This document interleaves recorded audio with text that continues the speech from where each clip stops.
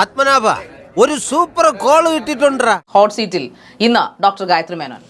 അല്ല ഷാരിക, ഇന്നൊരു ചേഞ്ച് ഉണ്ട്. ഞാൻ ഷാരികയുടെ അടുത്ത് ചോദ്യങ്ങൾ ചോദിക്കാം. അപ്പൊ ഷാരിക ഹോട്ട് സീറ്റിൽ ഇരുന്നോളും, ഞാൻ അവിടുന്ന് ചോദ്യങ്ങൾ ചോദിക്കാം.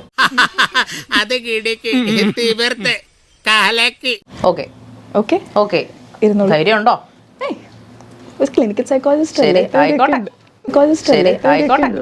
ഇതേ പ്രേക്ഷകർ തന്നെയാണ് കമന്റ് ചെയ്തത്. ഞങ്ങൾ ഇതേ ചോദ്യങ്ങൾ, ഇപ്പൊ ഷാരിക പറയണത് പ്രേക്ഷകർ പറയുന്ന ചോദ്യങ്ങളാണ് ചോദിച്ചത്. പക്ഷെ ഇതേ ആൾക്കാരാണ് ഈ ഇന്റർവ്യൂ കഴിഞ്ഞതിന് ശേഷം രേണു സുധിക്ക് ഒരുപാട് ഫാൻസ് കൂടി.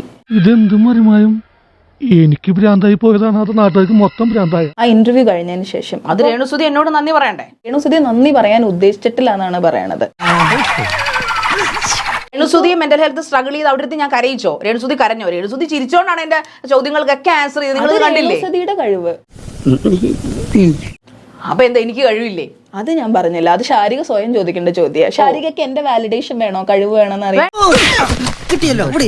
പശുവിനെ കുറിച്ച് ചോദിച്ചു കഴിഞ്ഞാൽ പശുവിനെ തെങ്ങി കെട്ടിയിട്ടിട്ട് തെങ്ങിനെ കുറിച്ച് നമ്മൾ പറഞ്ഞിട്ട് കാര്യമില്ലല്ലോ. ഞാൻ പറയേണ്ടി വരും. തെങ്ങിന് ബലമില്ലെങ്കിൽ ചിലപ്പോൾ പറയേണ്ടി വരും. പശുവോട് കഴിഞ്ഞു തെങ്ങിനെ കുറിച്ച് പറയേണ്ടി വരും. ഓക്കെ, ഇവന് കുറച്ച് ബുദ്ധി ഉണ്ടായിരുന്നെങ്കിൽ മന്ദബുദ്ധി എന്നെങ്കിലും വിളിക്കായിരുന്നു. അതും ഇല്ലാതായി. ഷാരികയോട് ഞാൻ ചോദിക്കണതിന്റെ ഉത്തരം ഇപ്പോൾ ഷാരിക പറയുന്നില്ല. Are you seriously justifying that you have the right to call any person സൈക്കോസ്? Yes Vajpayee is no prime minister, but he can inner of Kerala chief minister. ചോദ്യം ഒന്ന് പാരഫ്രേസ് ചെയ്യാൻ ഷാരിക എന്നുള്ള ആങ്കർക്ക് എന്തുകൊണ്ട് തോന്നിയില്ല?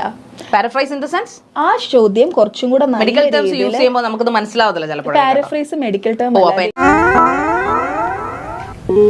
നിങ്ങൾ അവരോട് ചോദിച്ചില്ലേ, അതായത് രേണുസുധിയുടെ ബന്ധുക്കൾക്കൊക്കെ നല്ല അഭിപ്രായമാണുള്ളത്. ആ ക്വസ്റ്റ്യൻ എന്ത് ക്വാളിറ്റി ഉണ്ടെന്നാണ് ഷാരിക പറയുന്നത്?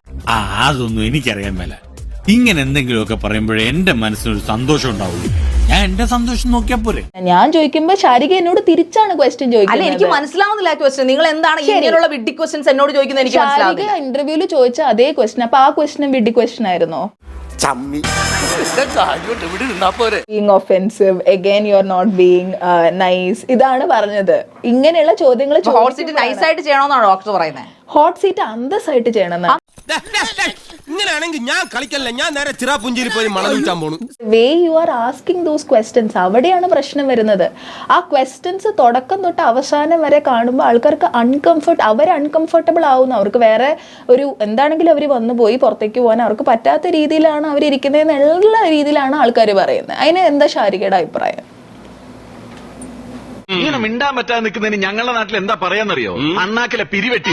ഹോട്ട് സീറ്റും അതിന്റെ വ്യൂസും നല്ല രീതിയിലുള്ള പ്രോഗ്രാമും ഒക്കെ നല്ല കാര്യമാണ് ഷാരിക. പക്ഷെ ചോദിക്കുന്ന ചോദ്യങ്ങളുടെ അതായത് ആ ഒരു ക്വാളിറ്റിയും ആ ഒരു ടോണും ആ ഒരു ലാംഗ്വേജും ഒക്കെ കുറച്ചുകൂടെ ശ്രദ്ധിച്ചാൽ നല്ലതായിരിക്കും. അത്രേ ഉള്ളൂ.